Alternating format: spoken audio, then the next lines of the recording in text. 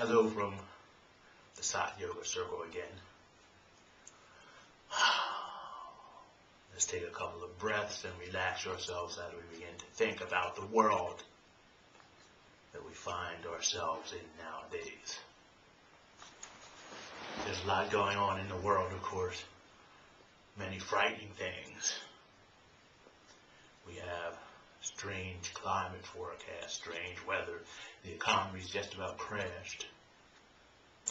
All kinds of wars and rumors of wars, as is said in the Greek scripture all the time. People seem to be frightened. There seems to be an air of fear everywhere nowadays. In order to combat that fear, we often run exactly to the sources of the fear instead of moving away from the fear. Because the problem is that most of our society is based on fear. The institutions are based on fear. The media is based on fear.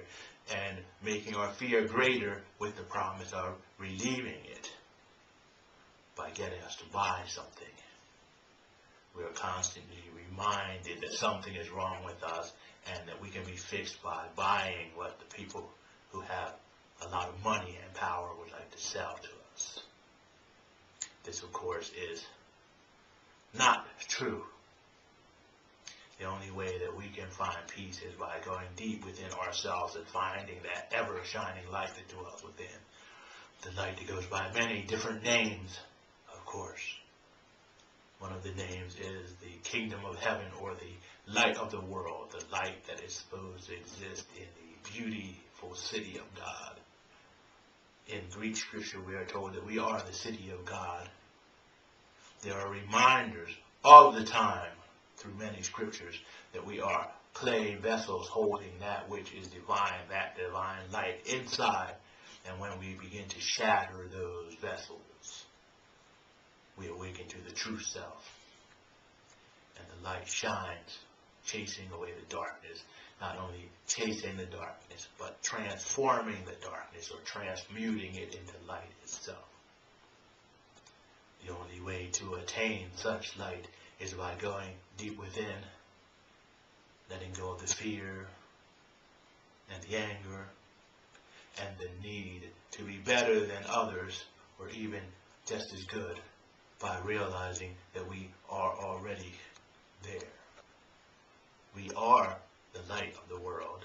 We are the city or the vessel where that being that we call God, that creative energy, resides. And when we realize this and then go inside, we learn to live in a state of peace and tranquility in the midst of all of the rustling and all of the hustling all over the place. We find a still center, and we begin to dwell in that center, dwelling in a place of peace and hope, until we realize that we are not only dwelling in the center, but we are that center.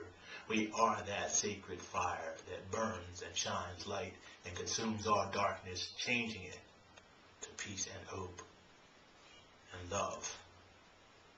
So we come together in order to meditate and to dwell in the quietness of the universe, to hear the sacred harmonies and the sounds that reverberated from the beginning when they came from what some call the Big Bang, some call the word, the logos. The name is not important. Only the fact that we are part of the vibrations, part of the power, part of that light, expanding light that came out from the beginning. And we are, when we look more deeply in it, that creative energy that brought forth the light.